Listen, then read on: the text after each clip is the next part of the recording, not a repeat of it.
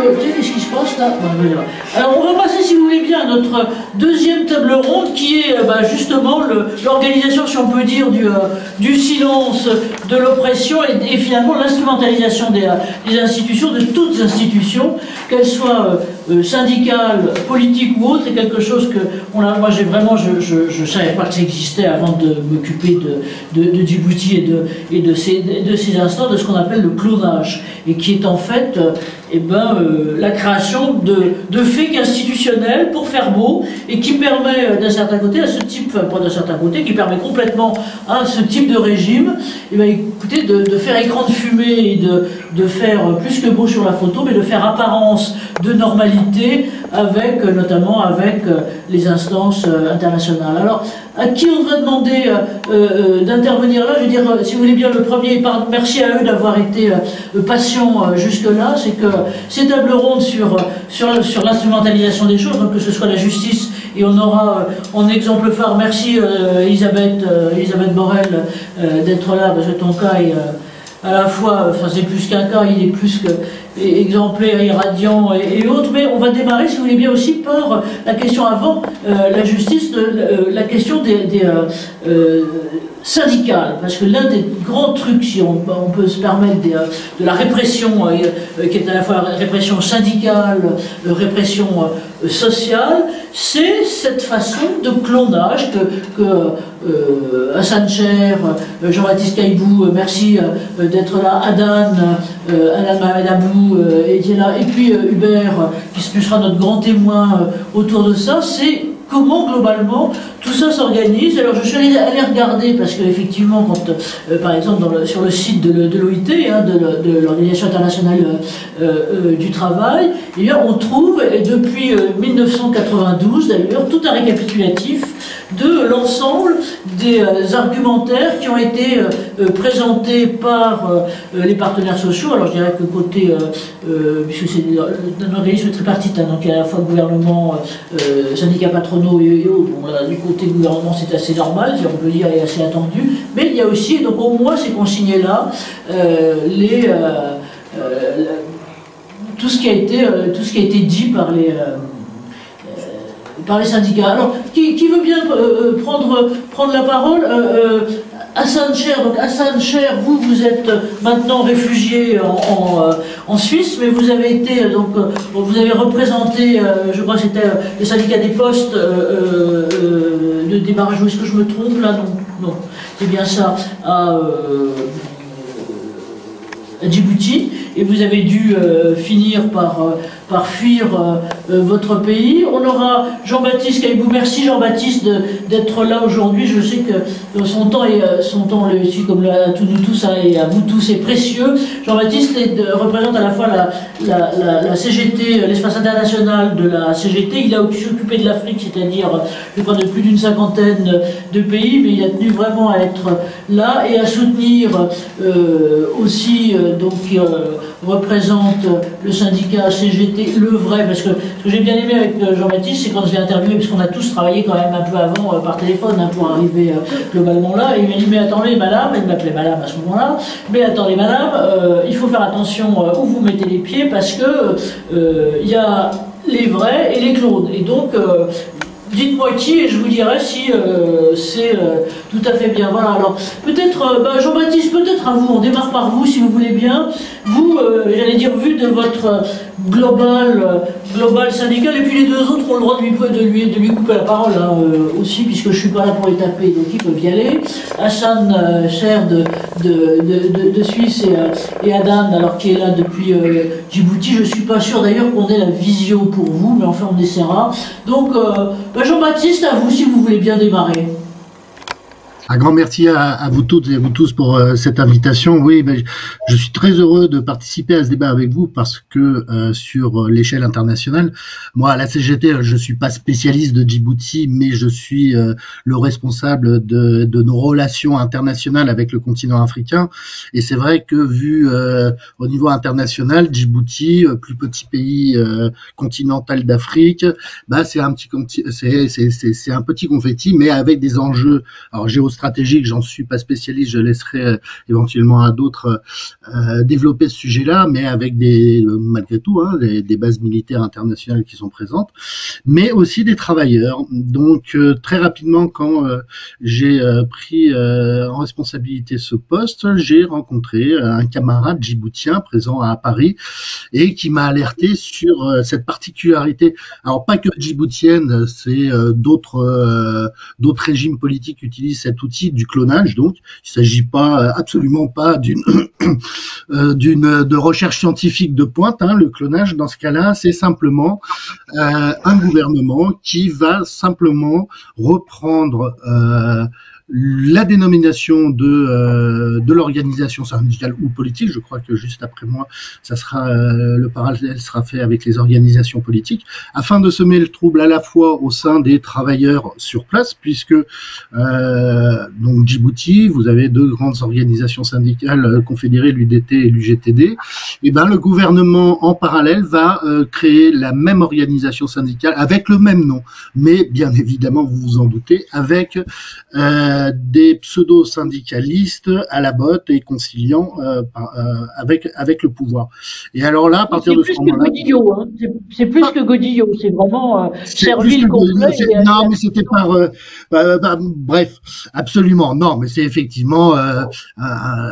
ça n'a rien à voir avec le syndicalisme, ça ne fait que permettre au gouvernement de dire qu'il respecte les conventions 87 sur la liberté, les conventions internationales de l'OIT, la Convention 87 sur les libertés syndicales et la 98 sur le droit de s'organiser. Et à côté de ça, toutes les mesures possibles, imaginables de licenciement, d'emprisonnement, de réquisitionner les locaux des syndicalistes réels leur sont appliquées, les affaiblissant et surtout le privant au mouvement syndical djiboutien de la parole au niveau international, sachant que tous les ans, hein, en temps normal hors Covid, vous avez à Genève se tient la conférence internationale du travail, où un certain nombre de litiges opposants, organisations syndicales, patronales ou gouvernementales peuvent être exposés à la tribune de l'OIT. Et en l'occurrence, même cette parole-là leur est confisquée, puisque le gouvernement, bien évidemment, auprès de l'OIT, va déclarer comme étant les organisations légitimes du pays ces syndicats clonés. Donc voilà, et je rebondis sur ce que Jean disait sur le silence, c'est exactement ce qui se passe, c'est-à-dire que non seulement il y a la répression, mais il y a impossibilité d'accéder à la parole et d'exposer un certain nombre de motifs au niveau international. Donc nous, notre rôle, bien modestement, organisation syndicale en France, mais dans d'autres pays, c'est de soutenir ces camarades, leur permettre de pouvoir construire une plainte auprès de l'OIT, mais malheureusement, je pense que la situation géostratégique de Djibouti fait que un certain nombre de gouvernements siégeant puissants au sein de l'OIT fait que leur parole est très difficile à porter. Une plainte a été déposée à l'OIT, cela fait maintenant près de 15 ans, mais où tous les arguties sont utilisés pour que cette plainte n'avance pas et ne puisse pas être exposée effectivement dans le cadre de la conférence internationale annuelle. Alors voilà, c'est toutes les. Alors il faut savoir que la réalité syndicale à Djibouti très rapidement, hein, c'est de la répression. C'est par exemple des cheminots avec une entreprise chinoise qui n'applique pas le droit du travail djiboutien, qui balaye tout ça et avec dès que la moindre voix syndicale porte, c'est immédiatement licenciement, répression. C'est par exemple l'exemple d'enseignants qui ont été... Pardon ? Ah non, excusez-moi. Non, c'est bon, au contraire, on vous écoute avec attention. Qui ont été accusés d'avoir divulgué les sujets du bac. Bien évidemment, ces 6 enseignants accusés d'avoir divulgué les sujets du bac, et ben l'essentiel était des syndicalistes comme par hasard. Je ne vous cache pas que toutes ces accusations sont totalement infondées et fantaisistes, mais ils se sont retrouvés en prison, sont toujours en prison, et avec une procédure allant vers la radiation. Donc voilà cette réalité. Alors moi j'aimerais vous me permettez, parce que je sais que le temps nous est très très compté. Le travail qu'on essaye de faire, donc, c'est de soutenir ses camarades pour que cette plainte auprès de l'OIT puisse porter, mais sachant que l'OIT n'a pas de pouvoir pénal, hein, c'est simplement, il y aurait une accusation prononcée contre le gouvernement djiboutien, mais ensuite, il faudrait, c'est de manière très effective, réussir à porter sur c'est le système du syndicalisme, sur l'outil économique. Il faut savoir quand même que malgré tout, c'est un marché, Djibouti. C'est un marché, certes pas très grand, mais comme tout marché, qui intéresse les acteurs économiques. A été créé, je ne sais plus exactement quand, mais le GAFD, qui est le groupe d'affaires France-Djibouti, où on voit bien que les intérêts économiques priment d'entreprises françaises investissant à Djibouti. Et moi, il y a un outil très récent qui n'est pas très puissant, qui est dans la suite de la RSE, de la responsabilité sociale et environnementale, qui est le devoir de vigilance, qui engage la responsabilité des entreprises multinationales françaises dans leur activité à l'étranger et même auprès de sous-traitants. Et très concrètement, alors c'est, en tout cas, je m'enorgueillis de ça, l'avantage du travail syndical, c'est, voilà, de façon très pragmatique par quel bout on peut prendre les choses. Et nous aimerions, nous, pouvoir utiliser ce devoir de vigilance, essayer de l'utiliser en tout cas, pour pouvoir mettre en cause éventuellement un certain nombre d'entreprises françaises qui investiraient à Djibouti. Alors ça, c'est vous. Merci de dire ça, Jean-Baptiste, parce que c'est très exactement ce qu'on souhaite faire après, c'est-à-dire en reprenant justement ces questions de RSE. Et si je peux me permettre, si j'ai demandé, et si on est 3 aujourd'hui représentants, alors c'est un petit truc au regard de vos organisations, mais de l'IAS, c'est-à-dire de l'Institut international d'audit social, si j'ai demandé, merci Jean-Marie Peretti, qui en est le quasi-lanceur, auteur et autres, d'être là, et aussi à Hubert Landier, qui prendra la parole tout à l'heure, d'être là, c'est justement pour ça, et donc je pense que là, ça sera l'un de nos prochains moyens, parce que, pardon, mais les universitaires se font bourrer le bout de la même façon ou autre, mais on a là un double moyen, je dirais, à la fois via la RSE et en même temps via le devoir de vigilance. Voilà, via le devoir de vigilance. On l'a fait, pour vous dire les choses, moi j'ai fait avec des homologues syndicalistes à vous, là, qui étaient la CFDT, pardon, c'était pas la CGT, mais des choses justement sur les devoirs d'alerte, et en matière sociale plus particulièrement. On a fait ça il y a un an et demi, dans d'autres cadres, avec le président Bouvet notamment. Et là, mon objectif est sur cette question-là, dont on aura à s'en reparler, de reprendre ça, parce que c'est un vrai outil, effectivement, là maintenant, on le voit bien, si vous voulez, en gros. Alors, il y a à dire, hein, parce qu'il y a qu'à regarder ce qui se passe, si je peux me permettre, sur les EHPAD en ce moment, Orpea et la suite, et qui ont tous été des grands coups de tampon RSE bien dégoulinants, bien ok, donc d'accord. Mais néanmoins, ça reste quand même une possibilité, et merci de le souligner. Jean-Baptiste, est-ce que vous me permettez de passer la parole à Hassan Cher, et puis de vous la repasser après, ou parce que je sais que vous allez... Je serais très heureux d'entendre mes camarades djiboutiens, je pense que c'est le plus important. Ah ben voilà, alors très bien. Hassan Cher, parce qu'il doit trépigner. Permettez-moi de faire un mot de transition. Oui, je peux le dire. Vas-y, Jean, oui. Oui, juste pour dire quand même, pour balayer devant notre porte, une des fortunes françaises qui est en train de faire la promotion d'un personnage politique fascistoïde en déterminant sur tous les médias, c'est M. Bolloré qui a des intérêts absolument considérables sur le port de Djibouti et sur bien d'autres ports et sur bien d'autres voies de communication et de chemin de fer, et qui a mandaté paraît-il, un honorable homme politique français qui n'est rien d'autre qu'un ancien Premier ministre, qui sert de liaison entre les Chinois et la Chine-Afrique, si on peut l'appeler ainsi. Oui, qui a effectivement remplacé l'autre. C'est nous. Merci Jean, si tu veux bien, je te coupe la chic, pardon, je te coupe la chic. Les télés qu'on va regarder sont aussi faits sur le sang et sur la peur des Djiboutiens et du reste du continent africain.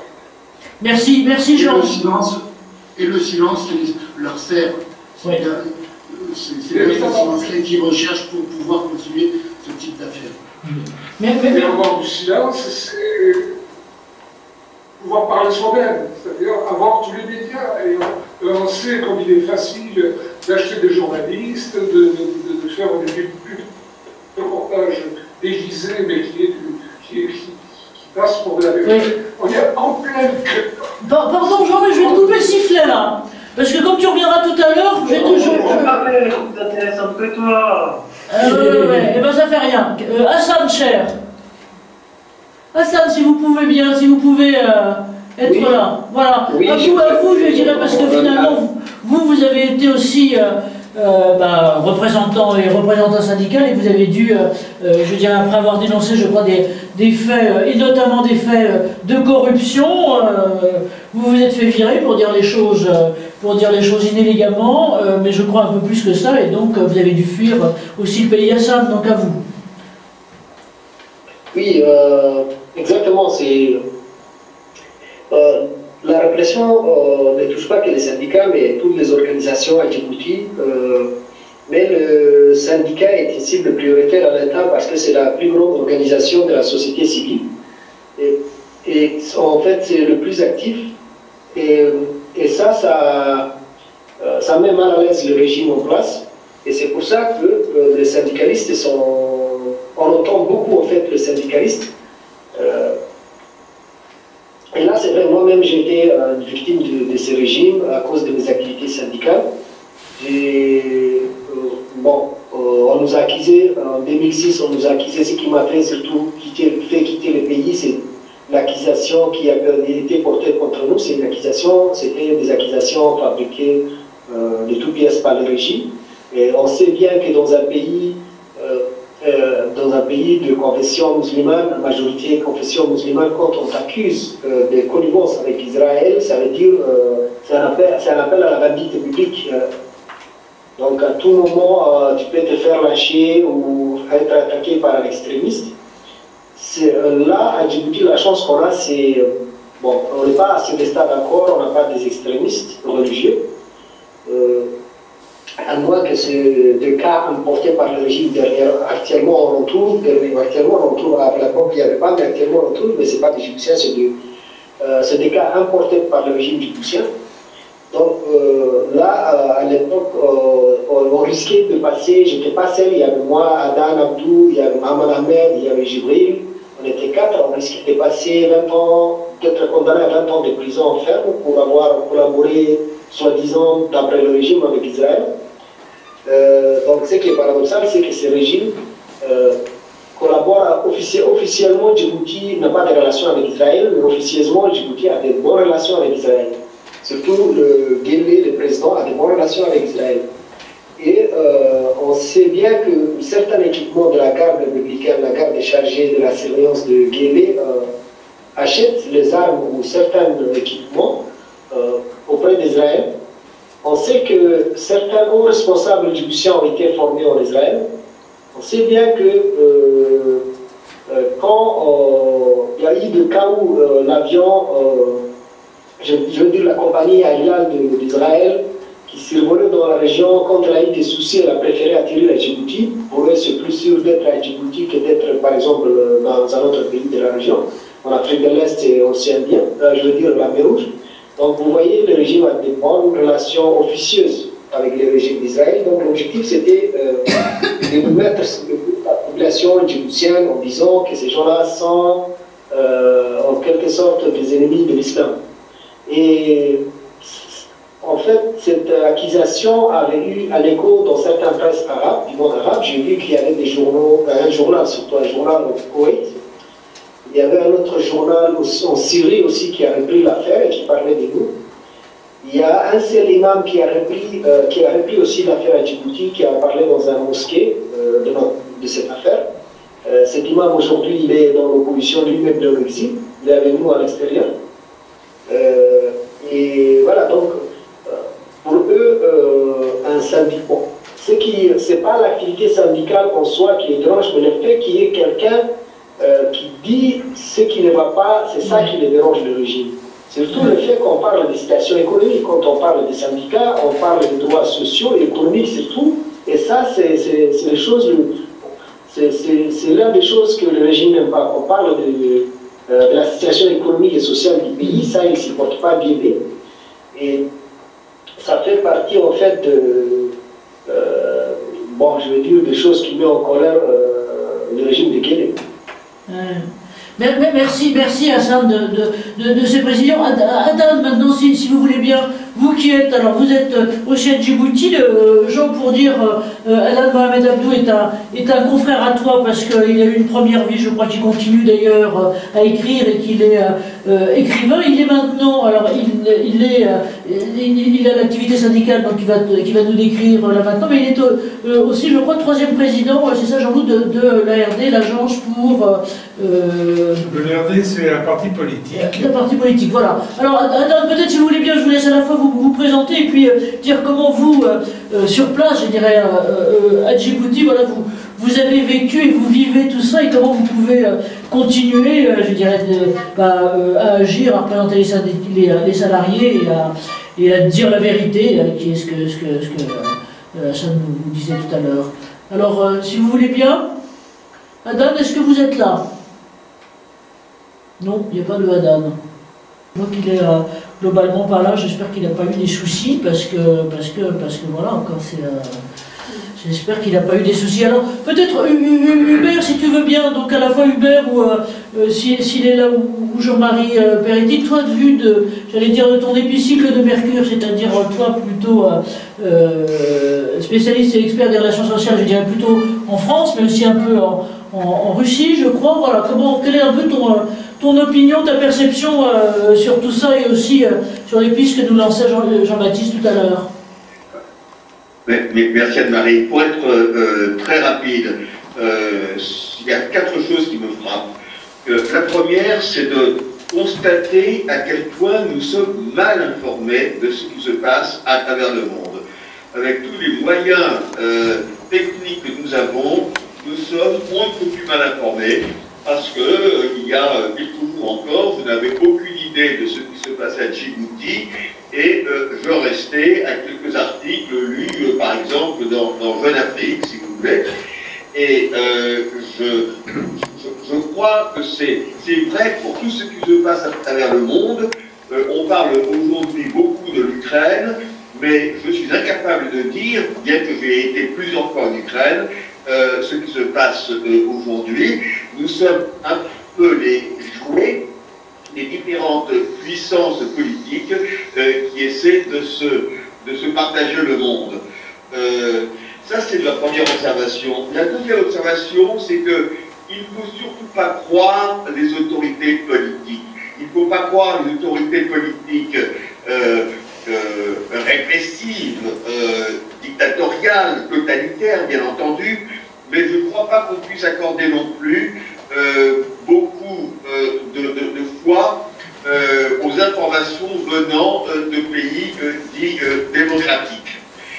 La troisième observation que je voudrais faire, c'est que dans la mesure où il y a faillite des pouvoirs politiques face à des infamies et à des atteintes multiples des droits de l'homme, je dirais même plus précisément des droits de la personne humaine, eh bien, c'est la société civile qui doit jouer tout son rôle.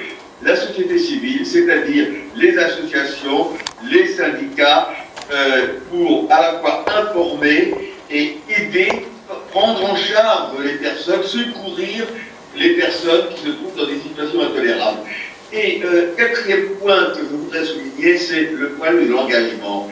Il y a un grand philosophe allemand, Victor Anders, qui montre la différence de comportement entre deux personnages.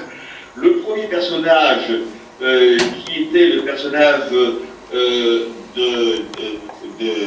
Eichmann, hein, qui a son procès tel qu'il a été décrit par Hannah Arendt, n'a cessé de dire que je n'ai fait que obéir aux ordres, hein. Donc il s'est incliné, si vous voulez, devant les ordres qui lui étaient donnés par ses supérieurs hiérarchiques sans s'intéresser du tout à la finalité. Et puis le deuxième, c'est le cas de Iserly, qui était le pilote de l'avion de tête de l'escadrille américaine qui a largué la bombe atomique sur Hiroshima. Et qui est parti pour cette mission qui semblait être a priori une mission tout à fait banale, sans qu'on lui ait dit de quoi il s'agissait. Et à son retour, quand il a compris l'énormité de l'action à laquelle on l'avait fait participer, eh bien, il en est devenu fou. Il en est devenu fou parce qu'il n'a pas accepté d'avoir été manipulé comme il y avait été. D'un côté, Eichmann qui dit « j'accepte parce que j'obéis », et l'autre qui, au contraire, refuse le fait d'avoir été manipulé par les pouvoirs publics. Voilà. Alors je crois que c'est ça le problème, c'est le problème de l'engagement, soit de rien faire, se contenter d'assister passivement, soit au contraire se rebeller, parce que dans son acte de conscience, on ne peut pas faire autrement. Voilà ce que je voulais dire très rapidement, cher Internet. Merci, merci Hubert, merci de ton éclairage et de ton témoignage et de ce que tu dis, et tout ça se recoupe, je veux dire, entre ce que vous disiez, ce que vous disiez tous les uns les autres. Je reprends ce que disait Jean-Baptiste, et là, ce que je souhaitais d'ailleurs, c'était organiser le contact, si je peux me permettre, entre toi et lui aussi, et Jean-Marie Peretti, sur ce qui est là et ce qu'on pourra faire plus tard, je veux dire, sur ces questions, justement, pour avoir, j'allais dire, notamment peut-être, pourquoi pas, des audits sociaux, des audits sociaux internationaux, qui ne soient pas que du checkbox, mais qui aillent sur la vérité de l'action de la société civile. Merci à toi d'être là. Alors, on regardera tout à l'heure si Adam est revenu, mais j'ai l'impression que non. Il m'avait envoyé un petit mot tout à l'heure pour dire qu'il n'y avait pas de caméra, mais je crois que qu'il n'arrivait globalement pas à nous joindre. Alors voilà, donc là, ça c'était la partie sur les syndicats. Là, maintenant j'aimerais bien que, peut-être en deux mots aussi, et derrière le clonage syndical, qu'on parle aussi du clonage politique, parce que finalement on a exactement le même type de pratique, hein, avec par étouffement et remplaçant par des fakes, pas autre chose que ça, dans du côté politique, ou idem d'ailleurs du côté même des droits de la personne humaine. J'aime bien dans l'expression, je crois que c'est celle qu'on gardera, Hubert, le droit de la personne humaine. Et par exemple, alors, Omar et Wado, je vous ai coupé la parole tout à l'heure, peut-être que vous êtes là globalement à nouveau, mais je dois dire que pour la Ligue djiboutienne des droits de l'homme, vous qui êtes à la fois l'héritier, le successeur et maintenant le président de la LDDH, c'est très exactement ce que vous avez subi. Omar, est-ce que vous êtes par là? Tu le vois, Jean-Loup? Oui, je suis là. Ah voilà, donc voilà, peut-être sur cette question un peu plus précisément, parce que je sais par exemple que pour être sur la LDDH, vous avez été systématiquement contesté dans la réalité de pour le coup de votre engagement, mais surtout de votre association, parce qu'on a essayé, encore une fois, là, de vous cloner, si on peut dire. Vous pouvez nous en parler? Oui, il y a eu une tentative d'un parti politique qui a voulu cloner c'est pas du régime qui ça venait, mais ça venait d'un parti politique d'opposition qui voulait mettre la LDH à son service, et c'est qu'on a refusé. Ils ont contesté sur plusieurs points, c'est-à-dire sur le plan national, ils n'ont pas fait parce que c'était un parti politique qui n'avait rien du tout, qui ne pouvait pas prouver que nous étions, par exemple, le système, Mais ils ont essayé... Omar, pardon, je vous interromps 30 secondes parce qu'on me dit, et d'ailleurs de notre côté aussi, qu'on a bien votre son, ce qui est déjà bien, mais on n'a pas d'image. Est-ce que vous pourriez brancher votre caméra ou est-ce que c'est pas possible? Parce qu'on vous avait pas, quoi, donc voilà. Si vous pouvez me brancher votre caméra, ça va peut-être venir. Non, pour l'instant j'ai Jean-Loup à votre place, donc j'aime bien Jean-Loup, mais c'est vous qui voudrez. Et maintenant Ben non, je vous ai toujours pas. Reparlez un coup là. Ben non. Bah écoutez, tant pis, vous êtes affiché par vos initiales. Je vous ai pas. Tu l'as, Jean-Loup? Non, je ne l'ai pas. Je n'ai pas plus que toi. Mais bif alors. Bon. Ben non, on vous a pas. On vous laisse continuer comme ça, alors tant pis, c'est dommage. Voilà, c'est ça. Bah, il y a eu une tentative de colonnage avec un parti d'opposition, mais ça n'a pas marché pour la LDH parce que nous étions une équipe vraiment solide. Et ce qui a fait qu'ils nous ont traité d'être au service de l'Égypte, alors que personnellement, j'ai suivi le coup de l'Égypte depuis 1969. C'est-à-dire depuis l'indépendance, pratiquement l'indépendance, et ils ont voulu me traiter en disant que j'étais quelqu'un qui était du régime, mais ça n'a pas marché. Parce que moi, je suis membre fondateur de la MDH, et 15 jours après pour enregistrer la MDH, Paul a été victime alors on était ensemble victimes d'un attentat chez Jean-Paul. Et ces gens-là, à l'époque, ils n'étaient même pas dans l'opposition ou bien ni pour la défense du droit humain. Ils ont voulu coller le LDH à un parti politique. Bon, je dirais pas le nom aussi parce que ce n'est pas correct de la part. Ils ont essayé par tous les moyens et ils ont même tenté, et même nous avons jusqu'à présent, nous avons des problèmes avec les LDH à cause de ce parti politique. C'est un parti politique qui veut que la LDH soit son service. D'abord, ils ont amené un avocat et maintenant ils ont une direction qui se trouve à Bruxelles, 10 par intérim. C'est un truc qui arrive.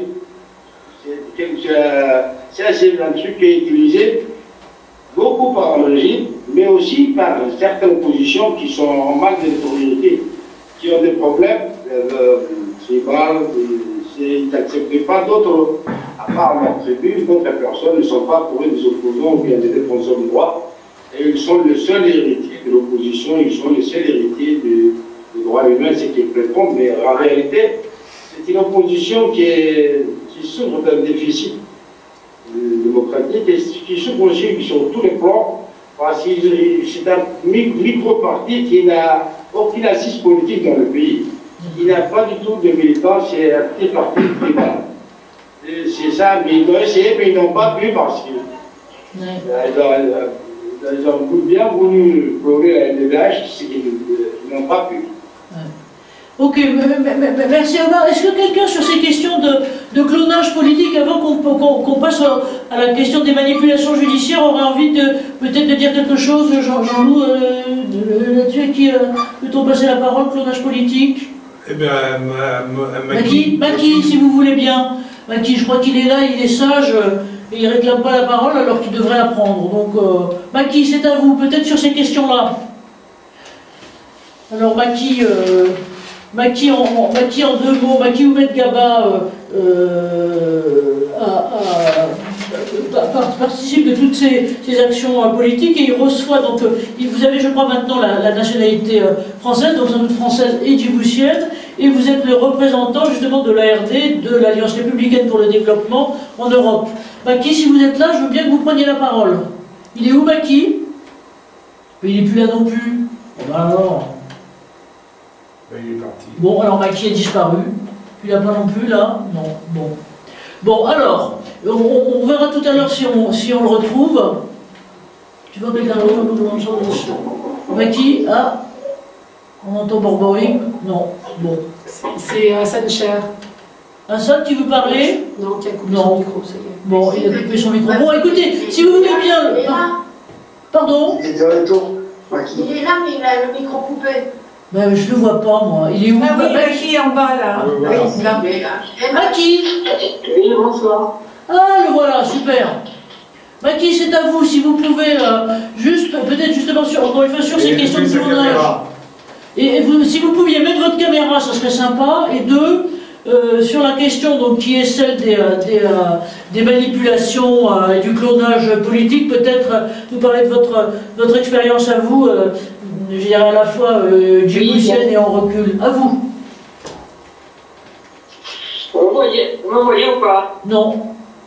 On a un beau MHG, mais on n'a pas autre chose. Là, vous voyez? Non. On vous entend, c'est déjà bien, mais on n'a pas d'image. Ok, allez. Bah, démarrez comme ça, Maki, et puis voilà. Oui, donc merci pour cette invitation. Maki Medgaba, représentant de la RD, et aussi vieil ami de Jean-Michel et de la RDHD, grâce à qui ici nous avons des actions efficaces sur le plan des médiatiques, sur le plan des défenses des droits de l'homme. Donc, quelques mots pour dire que Jean-Michel est avec nous l'ami le plus sûr de l'opposition, pas seulement de l'opposition, mais des citoyens djiboutiens ici en France. Depuis 1992 que nous travaillons avec Jean-Michel, nous sommes beaucoup plus efficaces. Parce que Jean-Michel n'est pas un témoin à qui tous nous avons raconté des choses, mais qui a vécu lui-même la situation de Djibouti. C'est pourquoi il est très très conscient de la situation de Djibouti. Et une fois, donc, à ce titre, merci Jean-Michel. Merci, Sur les Maki. thèmes de clonage, oui, avec grand plaisir, Jean-Michel. Et merci de votre participation aussi à la conférence de la CTB la semaine samedi dernier. Et voilà, donc ça c'est aussi un grand moment que nous avons vécu ensemble. Pour dire quelques mots sur la situation du clonage des partis, effectivement à Djibouti, le clonage des partis existe, mais pas seulement des partis, des syndicats aussi. Ça consiste pour le gouvernement à octroyer l'appellation légale d'une formation de position à un autre mouvement qui lui est affilié au régime pour délégaliser le mouvement existant et pour donner sa légalité à un mouvement de toutes pièces créé et qui va jouer le jeu du régime. C'est ça le clonage. Cela se fait aussi pour les syndicats. L'UDT, la CFDT, UDT de Djibouti ont été clonés. Cela se fait aussi par la LDH, mais comme expliquait Mario, c'est plutôt un parti d'opposition qui avait fait des démarches pour que cela arrive. C'est ça le clonage, je crois que c'est presque unique en Afrique, hein, ce clonage-là, donner le nom d'un parti à un autre groupe que le parti d'origine, c'est très, très spécial. Et c'est avec tout ça que nous survivons à Djibouti dans le cadre de l'opposition syndicale ou de l'opposition politique. Je voulais aussi, si vous permettez, dire quelques mots concernant donc, en 2016, lorsque Seyd Ousmane a été arrivé en France grâce à une démarche que Jean-Michel a très bien présentée. Une fois arrivé en France, nous avons eu à l'époque, en tant que représentant de l'USN en France, la possibilité de lui proposer et d'organiser pour lui une conférence à l'Amnesty International à Paris, où il a été présent, où il a pu diffuser les vidéos de son arrestation, des tirs sur lui, et ça avait beaucoup mobilisé à l'époque la presse aussi, puisque l'AFP était venu s'enquérir de la situation. Mais tout cela aujourd'hui est un peu arrêté, puisque nous ne pouvons plus avoir accès aux médias internationaux. On se demande si entre 2016 et 2017 les choses se seraient dégradées, puisque depuis ces années-là, il n'y a plus aucun moyen de parler avec le presse mondial. C'était le thème que j'avais évoqué avec Jean-Michel. C'est un vrai souci. Djibouti est un pays où l'information est verrouillée, non seulement à l'intérieur, mais aussi à l'extérieur. C'est un grand mystère. Pas vraiment un mystère, puisque nous comprenons que la stratégie de Djibouti intéresse le monde entier et qu'il faut rester stable, silencieux Djibouti. Et néanmoins, nous sommes opposants, Jean-Michel est notre ami dans la RDHD, et d'autres aussi sont à nos côtés, mais l'Amnesty International et d'autres organisations, FIDH, mais nous tous ensemble, nous ne réussissons pas à faire parler de Djibouti. C'est un gros souci. Par pays où on ne dit rien à l'extérieur. Ça, c'est un grand souci. C'est un thème sur lequel vraiment j'attire l'attention de la RDHD pour que l'avenir est immédiat. L'avenir immédiat, quand on travaille véritablement sur ces questions, il n'est pas normal de ne pas parler de Djibouti parce que c'est exactement ça, c'est le silence dont Djibouti a souvent besoin. Merci, je vais vous arrêter, Maki, parce qu'il faut qu'on tous. Si j'aimerais aussi passer la parole, merci de souligner ce besoin de médiatisation et autres, et c'est vrai que c'est difficile et c'est nécessaire. Oumy Madone, je crois que ça serait bien aussi, vous, on se connaît depuis longtemps, hein, quasiment depuis les débuts de la RDHD. Vous quel regard, maintenant vous êtes en France, mais quel regard vous jetez, vous posez sur justement ces possibilités, puis peut-être on demandera ensuite à Mohamed Kalami aussi, s'il est là toujours, de s'exprimer là-dessus. Juste en deux mots, hein, et pardon d'être directif sur le temps, de votre côté, M. Gallon, est-ce que vous pouvez voilà, nous dire un peu votre perception des choses, ce que sont les chances et les leviers, et puis après, Mohamed Kalami, c'est à vous. Bonjour à tous. Merci de m'avoir invité à cet événement. Je connais Jean-Loup depuis un bon moment et je sais que c'est quelqu'un qui lutte pour qu'une réelle démocratie se fasse à Djibouti. Et je suis honoré de me considérer d'être un de ses amis. Alors, le clonage politique est quelque chose, c'est pas nouveau. C'est pas nouveau, c'est quelque chose qui a même commencé juste avant la prise de pouvoir de M. Ismaël Omar Guelleh, et qui se perpétue. C'est en quelque sorte, comment je résume ça, le parti qui se crée, c'est soit il est avec les autorités, s'il diverge, on le clone, si on n'arrive pas à le raisonner d'une manière ou d'une autre. Alors le raisonner, c'est moyens financiers. Si les moyens financiers ne marchent pas, ce sont les intimidations. Et si ça ne marche pas, au final, c'est le clonage. C'est une situation pas nouvelle, auquel tous les Djiboutiens et toute la société djiboutienne a connu depuis ce temps. Malheureusement, heureusement, il y a encore certains partis politiques qui résistent à ce système-là et qui font leur devoir en tant que citoyens. Et j'en suis ravi que ces partis existent là. Mais c'est la marque de fabrique du régime en place. Merci. Merci, Louis, de ces mots. Mohamed Kalami, si vous voulez bien, juste deux mots de votre part. Alors oui, pardon d'être encore une fois très frustrante sur les temps, mais on est nombreux et c'est toujours un peu difficile. Vous, finalement, peut-être en conclusion de cette partie sur le clonage et les manipulations politiques, qu'est-ce que vous auriez envie de dire, quel message vous auriez envie de faire passer là maintenant? Oui. Entendez? Oui. On vous entend très bien, oui. D'accord. Donc, en deux mots, ça serait un peu difficile, mais d'abord, je voulais vous dire que Adam Mohamed Abdo, il dit qu'il est connecté et il ne sait pas comment, il n'arrive peut-être pas à parler. Donc voilà, il me dit qu'il est toujours dans à la conférence, quoi. Ça, c'est une chose.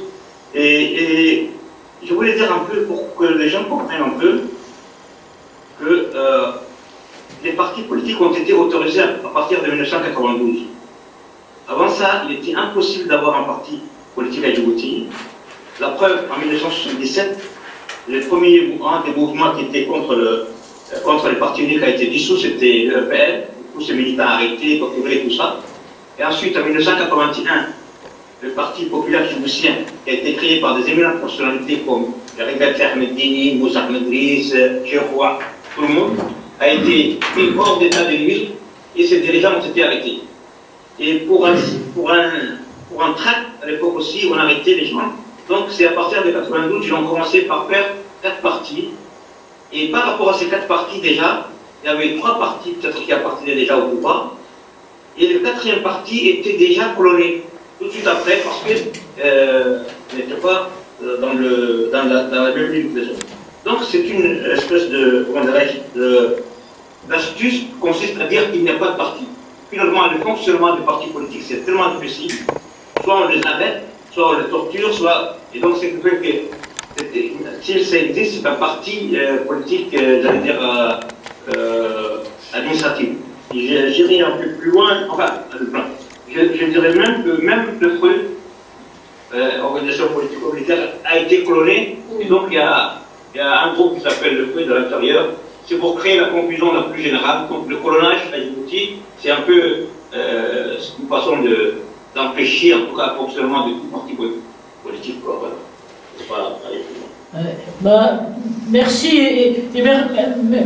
merci cette optique, parce qu'on voit bien que effectivement c'est le premier levier un levier fort en tout cas de manipulation. Alors si vous voulez bien, là maintenant on va aborder un autre point qui est celui non pas seulement des manipulations syndicales et politiques là aussi, mais des manipulations, j'allais dire, de la justice qu'on peut avoir de ce côté-là. Alors qui sont les manipulations, j'allais dire quasiment locales,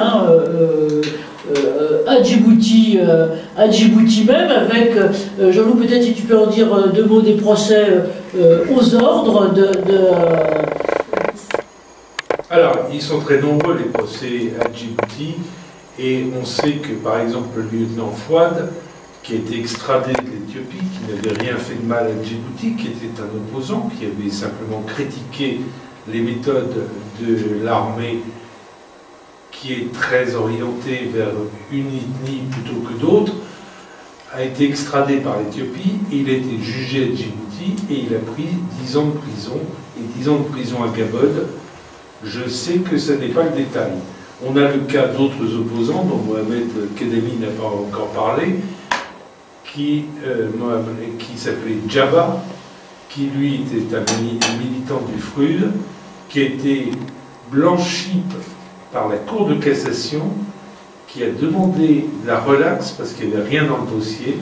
Pourtant, Madame Lamis Saïd, qui est le procureur maintenant, qui était juge d'instruction à l'époque, l'a maintenu en prison contre l'avis de la Cour suprême de Djibouti, où il est mort de ses tortures parce qu'on lui a refusé tous les soins. Il y en a des tas de cas comme cela. Simplement, je reviens sur ce qu'a dit l'un de nos prédécesseurs, c'est que quand on parle des affaires, eh bien, ça s'arrange quelquefois. Parce que les tyrans, comme Guélé, ont peur de l'opinion publique. Et nous avons eu Evado qui est sorti beaucoup plus vite qu'il n'aurait dû, en raison de sa condamnation, Jean-Paul Noël Abdi, à son époque, etc., etc. Donc il faut en parler.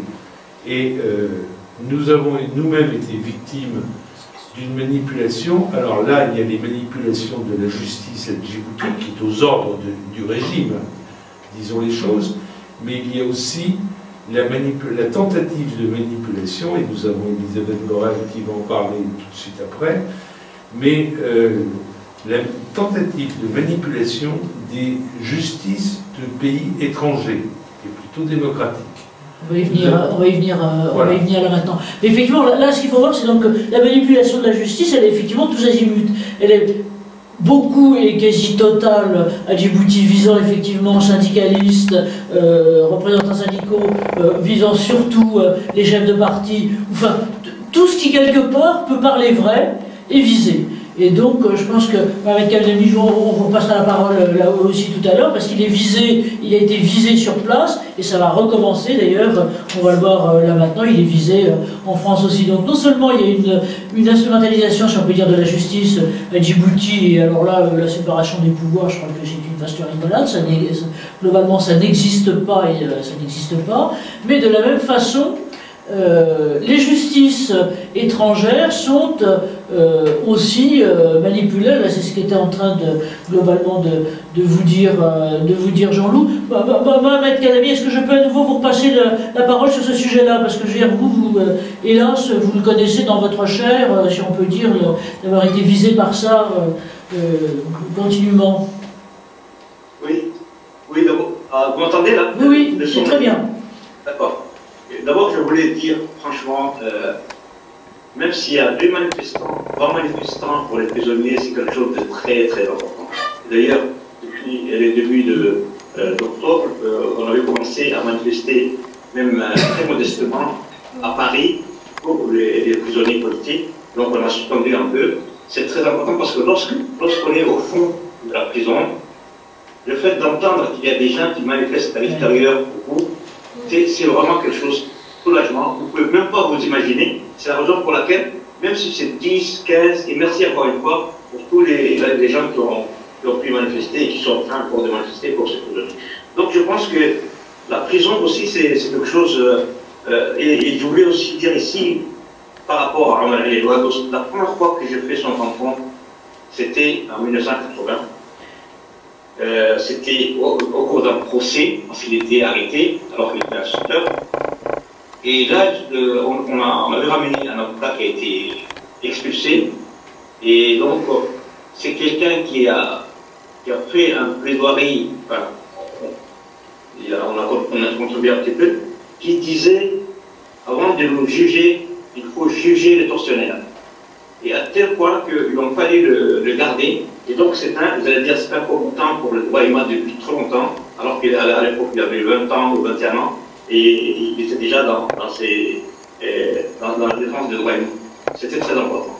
Et donc, je pense que l'extradition qu'on a eue à Djibouti a été pendant presque 30 mois en prison, dans les premières cellules 12. Il y avait beaucoup de dirigeants de feu, il y avait aussi mon épouse de gendarmerie. Et donc, mais il y a eu la solidarité des démocrates français. Et puis il y avait aussi un rapport de force sur le terrain qui a permis ensuite, après l'accord de paix, à nous. Mais laissez-moi vous dire qu'en prison, on sait comment on rentre, mais on ne sait vraiment pas comment on sort. Et en général, on a vu pas mal de jeunes gens qui sont venus en pleine forme et tout ça, et sortir au bout de certains même morts, même tuberculeux, parce que les tuberculeux et les autres sont ensemble. Et d'ailleurs, à l'époque, il y avait eu un rapport comment on appelle ça, des prisons sans frontières, observatoire des prisons, et qui était un rapport accablant. Et donc c'est comme ça que Mohamed Ahmed Jabra est resté de 2000 à 2000, pendant 7 ans en prison, et finalement il est mort en prison, faute de soins, et même certains disent qu'il a été achevé. Et on peut parler de Mohamed Rayani qui a été tué aussi à l'intérieur de la prison. Donc les prisons, c'est connu pour être un mouroir, et j'allais dire, en général, les gens, pour des raisons politiques, ils restent quelques années, souvent sans procès. Cette fois-ci, j'ai vu que Fouad a été condamné à 10 ans, mais en général, et aujourd'hui, depuis d'ailleurs janvier 2020, il y a une vingtaine de personnes qui ont été torturées, qui sont toujours en prison, dont le seul tort, c'est d'avoir des membres, des frères, des cousins au sein de Coué. Et donc, on dirait qu'il y a un nouveau délit, un nouveau crime, qu'on peut appeler délit de proximité des membres de la rébellion. Et donc, ils sont là, franchement, tout simplement parce qu'ils sont tapés ou pris en otage. Donc, c'est pour vous dire, c'est un harcèlement sans frontières. Parce que, pardon de reprendre la parole, Mohamed, c'est pas pour te couper, mais ce qui nous intéresserait, c'est que tu nous dises comment la justice djiboutienne a réussi à manipuler la justice française à ton encontre. Oui, parce que voilà, ça c'est merci, je veux dire, de la façon très sensible dont tu nous as dit à quel point le soutien des prisonniers politiques et torturés politiques était important, mais je veux dire que toi, je sais qu'il n'est pas tellement parlé de lui directement, avec Académie, mais vous êtes poursuivi directement, puisque là maintenant vous êtes encore victime de ça à l'heure actuelle et en France. Alors, il y a eu 3 tentatives d'extradition, de demande d'extradition de la part du gouvernement du Djibouti. En 1979, ça avait commencé en 1979, et à l'époque, c'était resté à l'État, c'est-à-dire, c'est resté dans le carton. C'est même pas allé à la police. En 1995, la gendarmerie m'avait convoqué, ils ont fouillé notre maison dans la mare, et donc ils n'ont rien trouvé, c'est resté au niveau policier. Et en 2019, finalement, j'étais mise en examen suite à une commission rogatoire. Et en plus, le dessous de cette affaire, bien sûr, il y a toujours cette volonté de faire plaisir à la dictature pour renouveler, par exemple, l'accord de défense avec Djibouti, qui n'est pas toujours renouvelé, qui est toujours en instance de non-renouvellement. Et donc, en même temps, il y avait une affaire dans l'affaire. Le juge Tourner, qui avait un procès, qui avait fait un procès en quoi tu faisais un procès. Juste, je fais une parenthèse, 30 secondes, parce que le juge Tourner, on va le retrouver d'ici pas très longtemps. Mais ce qui est important dans le cas de Mohamed Khelami, c'est que non seulement, je dirais, il a été poursuivi, persécuté, je dirais, globalement sur place, mais que là maintenant, on va le retrouver, là encore, mis en cause, et mis en cause même dans son statut de réfugié politique, à cause, encore une fois, de manipulation, et de manipulation externe. Alors, je vous laisse un petit peu, Mohamed, si vous voulez bien revenir après, avec le cas d'Elisabeth, qui elle aussi est bien sage, là maintenant, mais je dirais que globalement, ils font feu de tout bois. C'est-à-dire que non seulement il y a de l'instrumentalisation sur place à Djibouti, non seulement il y a des choses globalement sur l'extérieur, mais il y a eu, on va passer la parole à peut-être si tu peux raconter, Elisabeth, vraiment le tout. Je sais que ça te touche beaucoup, donc moi j'ai toujours très ému quand je te passe la parole sur ce type de questions, mais voilà, vous savez tous les faits de ce qui s'est passé en 95. Jean-Loup, tu veux le rappeler 2 minutes avant Oui, je crois qu'on ne va pas refaire l'historique de l'affaire Borel, parce que depuis octobre 95, il s'est passé tellement de choses, mais on sent qu'il y a entre Paris et Djibouti une sorte d'entente. Enfin, moi je suis un extérieur, je suis un observateur, mais il y a une sorte d'entente pour que l'affaire n'aboutisse pas, en quelque sorte. Oui, donc merci Elisabeth de ton témoignage. À toi. Alors le micro est ici, tu veux prendre la place, peut-être que viens par là. On apporte le micro. Oui, je t'apporte le micro. Tu peux mettre la caméra. Oui, je mets sur elle aussi. Bon, d'abord, je voudrais dire que vos différents témoignages m'ont donné la chair de poule, parce que c'est vrai que j'ai souffert, mais j'ai quand même eu la chance à un moment, si j'ai eu peu de soutien, j'ai quand même eu la possibilité de me défendre et de relever la tête. Alors, ce que je voudrais dire, oui, évidemment, c'est que la justice française a été instrumentalisée dans le dossier de Bernard. Pourquoi je le dis? Parce que maintenant j'en ai les preuves.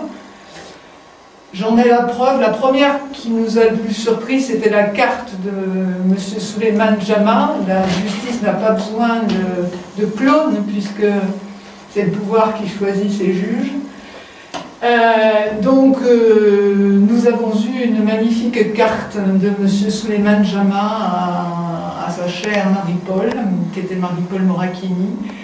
Et là, quand nous avons eu accès à cette carte, où je t'embrasse, etc., nous avons compris qu'il y avait une proximité très grande entre les autorités judiciaires djiboutiennes et pas n'importe lesquelles, celles du parquet, avec nos juges d'instruction à l'époque, qui étaient M. Leloir et Mme Moracchini. Ça, c'est une preuve. Ensuite, effectivement, nous avons eu également connaissance de télégrammes diplomatiques dans lesquels nous avons appris que Mme Moracchini, notamment après le témoignage de M. Aloumekani, qui avait été pour les deux États un séisme, puisque maintenant nous en avons la preuve aussi par ces fameux télégrammes diplomatiques et la révélation des archives, eh bien, si vous voulez, Mme Moracchini est allée raconter ce qui s'était passé auprès de l'ambassadeur de France à Djibouti, dans son bureau avec M. Dovel, le procureur français, qui s'était lavé les mains sur les lieux de l'assassinat de Bernard, et de découverte du corps. Et elle avait également expliqué que, bon, c'était en mars 2000, bien sûr, et elle avait expliqué que, bon, c'était fini, ce dossier, on allait le clôturer sur un suicide, les experts étaient d'accord, c'était extraordinaire. C'était au moment de la reconstitution, c'est-à-dire qu'elle n'avait pas encore le rapport de l'expert, mais elle savait déjà ce qui allait se passer, et elle était quand même tenue au secret de l'instruction. Mais néanmoins, elle avait expliqué que, bon, l'expertise, il n'y avait pas de souci, ce serait un suicide. Et donc nous avons carrément le judiciaire qui se met au service de la diplomatie et du gouvernement en place, et nous en avons la preuve. Alors d'autres preuves, nous en avons. Nous avons effectivement l'instrumentalisation de la justice interne, comme je vous en ai parlé là, mais nous avons aussi l'instrumentalisation de la justice internationale. Et je voudrais souligner que cette justice internationale n'est pas accessible aux victimes, parce que les victimes sont des particuliers, et qu'en matière internationale, la Cour internationale de La Haye statue entre États, sur des litiges entre États. Il se trouve que, en l'occurrence, dans le dossier de mon mari, les deux chefs d'État, au mois de mai 2005, après que l'affaire de Bernard ait quand même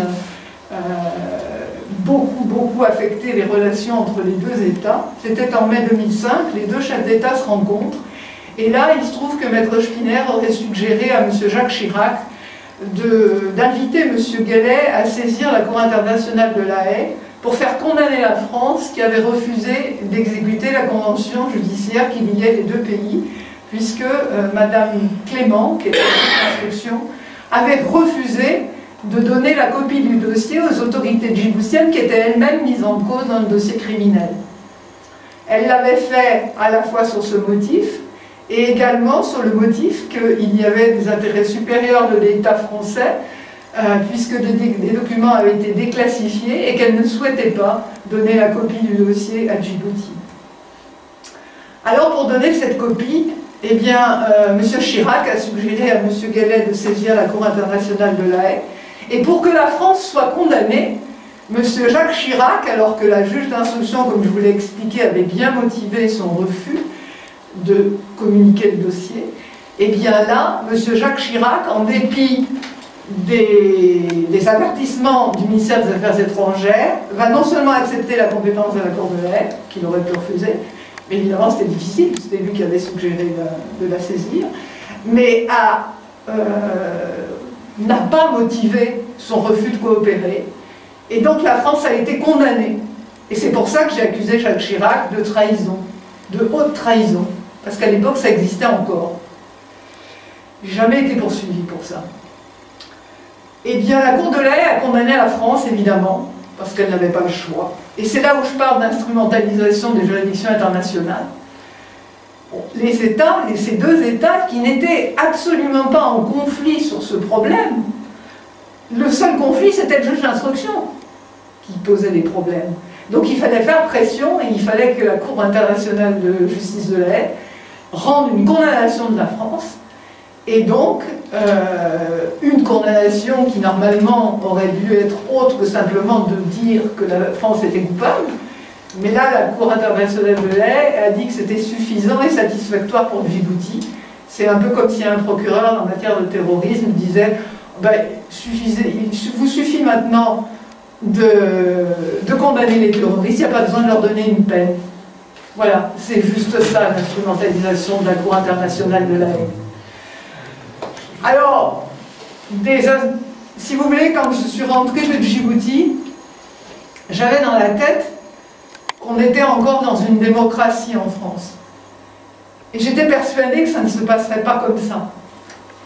J'étais persuadée que la séparation des pouvoirs, que la dépendance de la justice, c'était une réalité.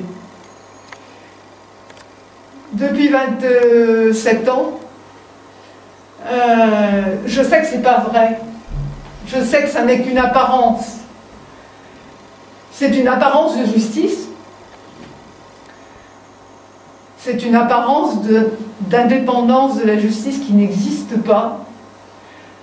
La justice a elle-même détruit les preuves qui auraient permis l'arrestation des auteurs matériels. On est allé jusque-là dans le cadre de cette instrumentalisation. Donc, pour moi, actuellement, si je me bats encore, c'est parce que si les dictatures elles-mêmes n'ont plus de limites, parce que c'est un peu ce qu'on voit, si les États occidentaux néolibéraux n'ont plus de limites, qu'est-ce qui restera aux citoyens du monde? C'est maintenant que la société civile doit se relever, pas dans 10 ans, ça sera trop tard, c'est maintenant. Et c'est en cela que je continuerai mon combat. Merci. Merci. C'est pas des applaudissements, c'est plus que tout. Non, c'est eux qui ont besoin d'applaudissements parce que eux, ils n'ont pas les règles que moi j'ai eues et qui m'ont permis de faire sortir quelque chose parce qu'on avait une presse libre. D'accord, ouais. Merci. Alors, oui, Moumine Souleymane, je crois que vous vouliez dire quelque chose et réagir, je dirais, au nom d'un Djiboutien, si on peut dire, au nom d'une personne djiboutienne, d'un citoyen de Djibouti, au témoignage d'Elisabeth Borrell et sur ce cas. Donc, Moumine, c'est à vous, si vous voulez bien. Est-ce qu'il est là? Oui, il est là. Oui, bonjour. Elisabeth. Bonjour. Baisse ta vidéo. Là. Attends, est-ce que tu peux baisser ton écran parce qu'on voit que ton crâne?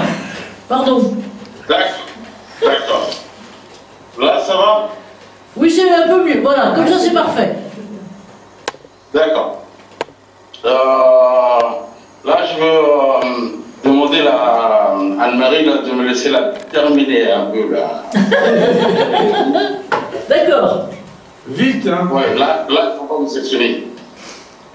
Il faut savoir que l'enquête de l'assassinat du juge Borrell a été bafouée par la France et la vérité sur la mort du juge Borrell est coincée entre deux États, la République de Djibouti et la France. Nous, le peuple djiboutien, nous voulons que Elisabeth Borrell et ses enfants, enfin, sachent la vérité sur la mort de Bernard Borrell, son mari ou leur père.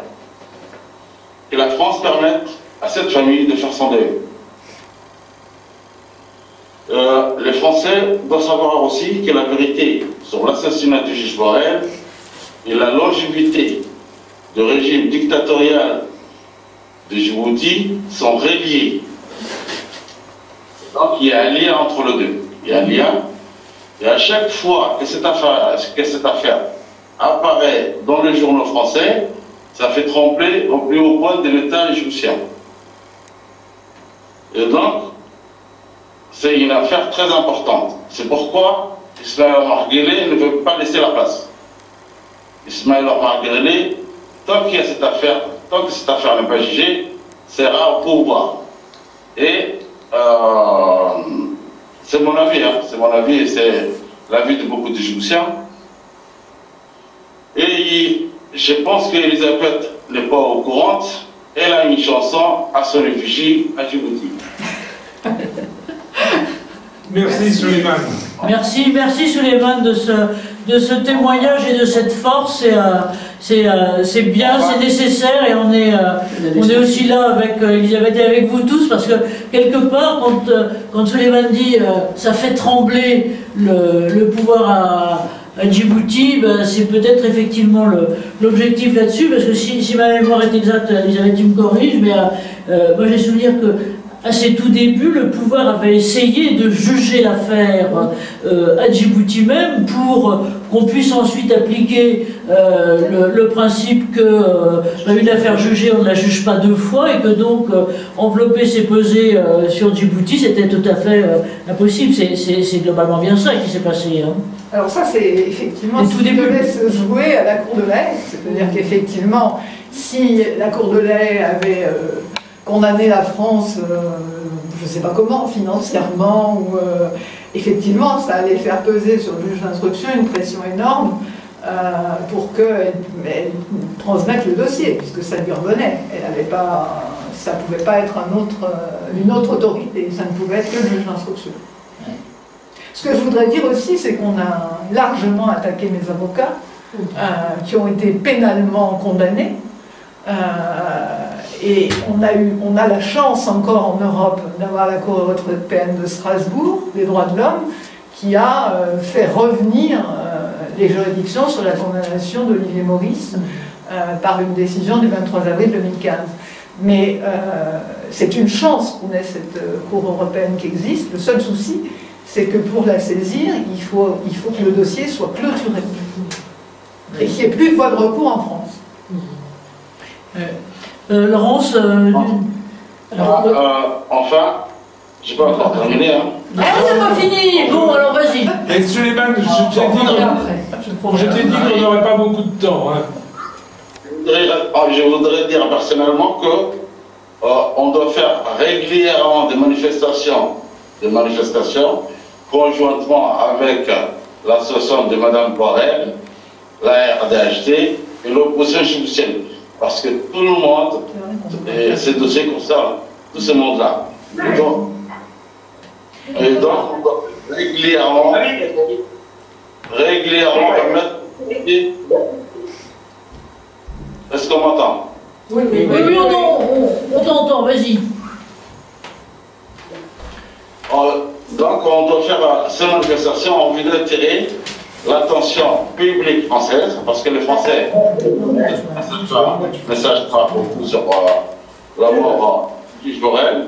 Et nous demandons également au président Emmanuel Macron de recevoir Mme Borrell à l'Élysée pour permettre la levée totale du secret défense et les gisements attendus par Mme Borrell et les enfants. Merci Souleymane. Merci. On est obligé de te couper parce que. Attends, Souleymane, on est obligé de te couper parce que. Pour dire, je vais terminer. Oui.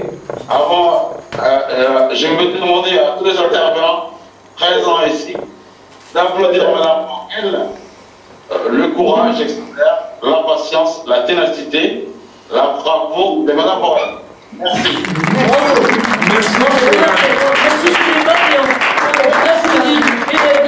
Dans ce qui a été dit là, il y a une autre chose qui est tout à fait importante que nous disait Souleymane, qui doit couper son micro, si je peux me permettre. Aïe. Voilà. Oui, alors, parce que sinon, moi je. Bon. Souleymane, voilà, il y a voilà. Une autre chose qui est tout à fait importante que vous avez dit là, et on est à des moments, de transition, c'est ce qu'on va voir, je dirais, dans notre finale là, tout à l'heure, c'est les moments de transition politique. Je dois dire que dans le cas Borrell, si je peux me permettre de l'affaire Borrell sur laquelle on a agi globalement pas mal, mais il y a eu un moment, un slot, c'était juste avant. Pas la précédente élection, c'était il y a une dizaine d'années, à peu près, d'élection présidentielle, et où là, on sentait bien que c'était juste à la fin de la période Chirac, pour dire les choses, et où donc on voyait qu'il était quand même quelque part un peu fragilisé pour ça, et donc il y a eu une période, je le dis là parce que c'est le moment en ce moment, il y a eu une période de troubles et de préélectoral, de préélection présidentielle en France. Et donc on avait, alors dans toutes les pétitions qu'on faisait et toutes les actions qu'on menait pour Elisabeth, on avait déjà engrangé, je dirais, pas mal de signatures, pas mal de choses, et là il y a eu le slot. Et je dois dire que là, moi j'étais remontée comme une pendule et avec les secrétaires que j'avais globalement à l'époque, et on a foncé, et je les ai eus, alors, bon, masse de députés, mais tout, à peu près tous, c'est marrant parce que c'est tir en ligne, à peu près tous les candidats. Donc j'ai eu, à l'époque il y avait Strauss-Kahn, il y avait Ségolène, il y avait Royal, il y avait, on a eu Fabius, enfin bref, on a eu globalement tout un tas de monde, et le seul que je n'ai pas eu, ça a été Sarkozy. Et qui est quand même quelque part ensuite, alors pour des raisons, je suis désolé Isabelle, qui n'ont absolument pas trait à la véracité et à l'importance de ton cas, mais simplement à des luttes intestines et vis-à-vis de Chirac, et c'est lui qui finalement a légitimé d'un certain côté le cas et permettre de reconnaître l'assassinat, puisqu'on a dénié la réalité pendant des années, grâce à ces moments-là. Alors en ce moment, on est tous, et on va le voir après, alors, en France, c'est le moment, mais à Djibouti, ça va peut-être l'être malgré la 5e élection présidentielle de Guélé. C'est voilà, où est-ce qu'on en est et où est-ce qu'on peut en aller après. Alors, voilà ce qu'il en était. On passe sous silence, si vous voulez bien, vous le retrouverez sur le site, tout ce qui a été, notre truc vraiment très dur, et où ça a été vraiment l'une des grandes volontés, si on veut dire, du régime de Guélé, d'attaquer la justice, et donc ça a été aussi d'attaquer une minuscule, puisque c'est nous, association de respect de droits de l'homme, sous prétexte, même truc que ce qui se passe à Djibouti, sous prétexte de diffamation.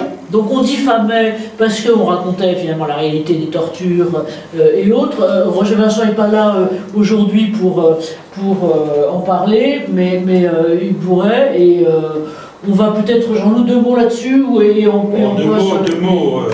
Rapidement, on avait au mois d'août écrit des choses pas très gentilles sur le chef d'état-major, enfin adjoint des armées, à savoir le général Zakaria, qui nous a attaqué en diffamation. Au moment du procès, nous avons eu la surprise de voir que son défenseur était Maître Aref, qui a dû expliquer que s'il était là encore en vie, c'était grâce à moi, ce qui a jeté un trouble au tribunal. C'était surréaliste, surréaliste. Et nous avions accusé le général de 4 faits: le viol des femmes, la torture, le génocide et la corruption.